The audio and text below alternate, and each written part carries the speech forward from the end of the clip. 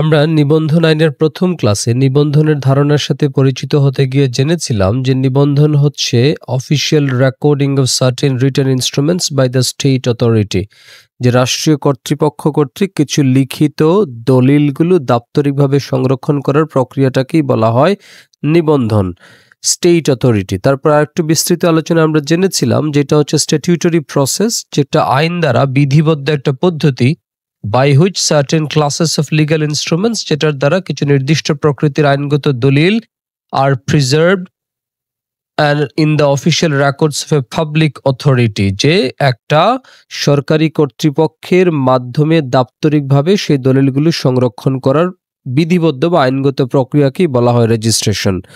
তাহলে এখন আমাদের প্রশ্নও তৈরি হতে পারে যে এই স্টেট অথরিটি অথবা পাবলিক অথরিটিটা আসলে কারা, কাদের কাছে গিয়ে আমরা কিছু নির্দিষ্ট আইনগত দলিল সংরক্ষণের উদ্দেশ্যে নিবন্ধনের জন্য উপস্থাপন করি। সেই পাবলিক অথরিটি এবং স্টেট অথরিটি সংক্রান্ত বিধিবিধানগুলো রেজিস্ট্রেশন অ্যাক্ট 1908 বা নিবন্ধন আইন 1908 কোথায় বলা আছে? দেখেন, এই বিষয়গুলো বলা আছে মূলত রেজিস্ট্রেশন অ্যাক্ট 1908 এর পার্ট 2-তে সেকশন 3 থেকে সেকশন 16 এর মধ্যে সমস্ত বিধিবিধানগুলো বর্ণনা করা আছে।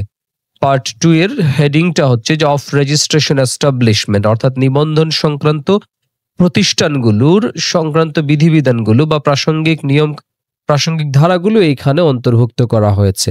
আমরা এই 3 থেকে 16 নম্বর ধারাগুলো নিয়ে পরীক্ষায় প্রশ্ন আসে না, বাট আমাদের রেজিস্ট্রেশন অ্যাক্টের সামগ্রিক উদ্দেশ্য এবং কার্যপরিধি সম্পর্কে বুঝার জন্য এবং পরবর্তী আলোচনাগুলো যাতে আমাদের জন্য সহজ হয়, সেই কারণে আমরা একটু করে এখানে আলোচনা করব যে আসলে সংশ্লিষ্ট দপ্তর কিংবা কর্তৃপক্ষ কারা, কারা আসলে নিবন্ধনের উদ্দেশ্যে প্রণীত বিধিবিধানগুলো বাস্তবায়ন করে থাকেন।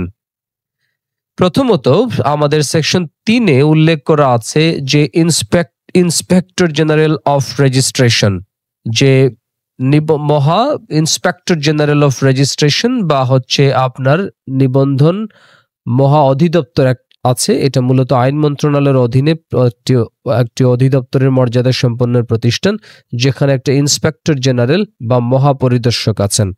তো এই মহাপরিদর্শক হচ্ছে সমগ্র বাংলাদেশের সমস্ত নিবন্ধন রিলেটেড, অর্থাৎ রেজিস্ট্রেশন অ্যাক্টের অধীনে যে সমস্ত নিবন্ধনগুলো হয় সেই নিবন্ধন সংক্রান্ত যাবতীয় কার্যক্রম পরিচালনা, তদারকি, এগুলো সংক্রান্ত নিয়ন্ত্রণ দেখভাল করার জন্য দাপ্তরিকভাবে তিনি হচ্ছে সর্বোচ্চ প্রধান কর্মকর্তা।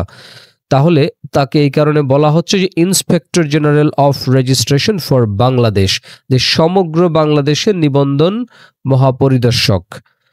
Inspector general of registration for বাংলাদেশের অধীনে সমগ্র বাংলাদেশকে কিছু ডিস্ট্রিক্টে ভাগ করা হয়। যেমন এই যে সেকশন 5-এ এসে বলা হচ্ছে ডিস্ট্রিক্টস অ্যান্ড সাব ডিস্ট্রিক্টস। এখানে সাব ডিস্ট্রিক্টস বলতে আপনারা বুঝবেন হচ্ছে উপজেলা। এই শব্দটা সাব ডিস্ট্রিক্টস হচ্ছে পূর্বের আমাদের প্রশাসনিক একটা বিন্যাসের সর্বনিম্ন স্তর ছিল, কিন্তু এই সাব ডিস্ট্রিক্ট কে আমরা এখন বর্তমানে উপজেলা হিসেবে চিনি। এইখানে দেখেন বলা হচ্ছে সেকশন 5-এ যে for the purpose of this act the government shall form districts and sub districts and shall prescribe and may alter the limits of such districts and sub districts. যে এই আইনের উদ্দেশ্য সাধনের জন্য সরকার দ্য হোল বাংলাদেশ, এই কথাটা বলে নাই, এবার বোঝানো হচ্ছে যে সমগ্র বাংলাদেশকে কিছু ডিস্ট্রিক্ট বা জেলা এবং সাব ডিস্ট্রিক্ট বা উপজেলায় ভাগ করা হবে। অ্যান্ড শেল প্রেসক্রাইব, এবং একটা বিধান তৈরি করবে, অ্যান্ড মে অল্টার, এবং সেটা পরিবর্তন করতে পারবে, the limits of such districts and sub district, জেলা এবং ওই উপজেলাগুলোর সীমারেখা পরিসীমাগুলো সে পরিবর্তন করতে পারবে বা কোন নিয়মে জেলা উপজেলাগুলো নির্ধারিত হবে। সাধারণত প্রশাসনিকভাবে সাধারণ প্রশাসনিক কাজের জন্য বাংলাদেশকে যেরকম বিভিন্ন জেলা এবং উপজেলায় বিভক্ত করা হয়, ডিস্ট্রিক্ট এবং রেজিস্ট্রেশন অ্যাক্টের উদ্দেশ্য সাধনের জন্য একইভাবে ওই ডিস্ট্রিক্ট এবং সাব ডিস্ট্রিক্টগুলোকে বিবেচনায় নেওয়া হয়। এই কারণে আপনারা দেখবেন যে প্রত্যেক জেলায় একজন করে রেজিস্ট্রার আছেন, আর প্রত্যেক উপজেলার বিপরীতে আদর্শিকভাবে একজন সাব রেজিস্ট্রার থাকার কথা। কোথাও কোথাও একাধিক উপজেলার জন্য একজন সাব রেজিস্ট্রারকে দায়িত্ব দেওয়া আছে। তারপর এই সেকশন 5-এ বাংলাদেশকে রেজিস্ট্রেশন অ্যাক্টের উদ্দেশ্য সাধনের জন্য ডিস্ট্রিক্ট এবং সাব ডিস্ট্রিক্টে ভাগ করার পরবর্তীতে সেকশন 6 এসে বলছে যে the government May appoint such persons whether public officers or not as it thinks proper to be registers of the several districts and to be sub-registers of the several sub-districts formed as aforesaid. যে উপরে বর্ণিত যে district এবং sub ডিস্ট্রিক্টের কথা বলছে, এই আইনের উদ্দেশ্য সাধনের জন্য সরকার এক বা একাধিক ডিস্ট্রিক্ট এবং সাব ডিস্ট্রিক্টের জন্য সরকারি কর্মকর্তাদের মধ্য হতে অথবা অন্য যে কোনো ব্যক্তিকে রেজিস্ট্রার এবং সাব রেজিস্ট্রার হিসেবে নিয়োগ করবে। তাহলে আমরা দেখতে পেলাম যে বাংলাদেশে এই তিন ধরনের নিবন্ধন কর্মকর্তাকে সরকার নিয়োগ করতে পারে। প্রথমত সমগ্র দেশের জন্য একজন নিবন্ধন মহাপরিদর্শক বা ইন্সপেক্টর জেনারেল অফ রেজিস্ট্রেশন, আর তার অধীনে বাংলাদেশের প্রত্যেক জেলার জন্য আদর্শিকভাবে বা বাস্তবে হয়তো সব জেলার জন্য সবসময় থাকেন না, সে একজন করে রেজিস্ট্রার, আর একজন রেজিস্ট্রারের অধীনস্থ যে জেলা সেই জেলার প্রত্যেক সাব ডিস্ট্রিক্ট বা উপজেলার জন্য এক কিংবা একাধিক উপজেলার জন্য একজন করে রেজিস্ট্রার কে নিয়োগ করতে পারেন, সাব রেজিস্ট্রারকে নিয়োগ করতে পারেন। এই হচ্ছে সেকশন 6 এর বক্তব্য। তাহলে আমরা 3, 5 এবং 6 তিনটা সেকশন পড়ার মাধ্যমে জানতে পারলাম যে বাংলাদেশে মূলত রেজিস্ট্রেশন সংক্রান্ত কার্যাবলী সম্পাদনের জন্য 3 ধরনের কর্মকর্তার অধীনে 3টি জুরিসডিকশন বা এখতিয়ার সম্পন্ন এলাকা থাকে। প্রথমত সমগ্র বাংলাদেশের জন্য একজন inspector general of registration for Bangladesh, আর দ্বিতীয়ত প্রত্যেক ডিস্ট্রিক্টের জন্য একজন করে রেজিস্ট্রার, এবং তৃতীয়ত প্রত্যেক সাব ডিস্ট্রিক্টের জন্য একজন করে সাব রেজিস্ট্রার। বা আইনে বলা আছে যে একাধিক সাব রেজিস্ট্রার থাকতে পারেন। বড় কোনো জেলা যেখানে নিবন্ধন কার্যক্রমের ভলিউম বেশি, সেখানে আবার চাইলে একটা উপজেলায় একাধিক সাব রেজিস্ট্রারকে নিয়োগ করতে পারেন।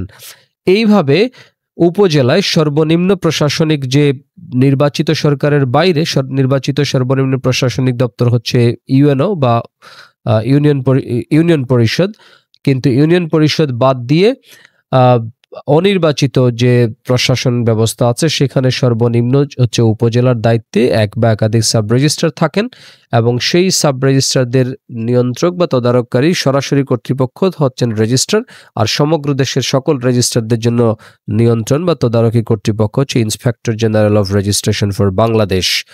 এই হচ্ছে মূলত রেজিস্ট্রেশন অফিসার্স দপ্তর এবং সেই দপ্তরে দায়িত্বরত কর্মকর্তা, যাদের অধীনেই সমগ্র বাংলাদেশের নিবন্ধনের কার্যক্রমটা সম্পন্ন হয়। আমরা সাব রেজিস্ট্রারের সম্মুখে গিয়ে মূলত একটা দলিল উপস্থাপন করি। আমরা যে প্রথম লেকচারে দেখার চেষ্টা করেছি যে একজন পাবলিক অথরিটির সামনে একটা দলিল আনুষ্ঠানিকভাবে উপস্থাপন করা হয়, তিনি সেটা ভেরিফাই করেন সেই দলিলটা সত্যি সম্পাদন হয়েছে কিনা, এবং তারপরে আনুষ্ঠানিকতাগুলি সম্পন্ন হলে তিনি সেটা অফিসিয়ালি প্রিজার্ভ করেন। এইভাবে মূলত আমরা একজন সাব রেজিস্ট্রার বা সর্বনিম্ন যে নিবন্ধন কর্মকর্তা আছেন সর্বনিম্ন স্তরের, তার কাছে মূলত দলিলগুলো উপস্থাপন করা হয়। ক্ষেত্র বিশেষে তিনি যদি দলিল নিবন্ধন করতে বা রেজিস্ট্রেশন করতে রিফিউজ করেন, অস্বীকার করেন, তখন আমরা সরাসরি রেজিস্ট্রারের কাছে আপিল অথবা অ্যাপ্লিকেশন নিয়ে যেতে পারি, যেগুলো আমরা ধারাবাহিকভাবে পরবর্তীতে জানতে পারবো।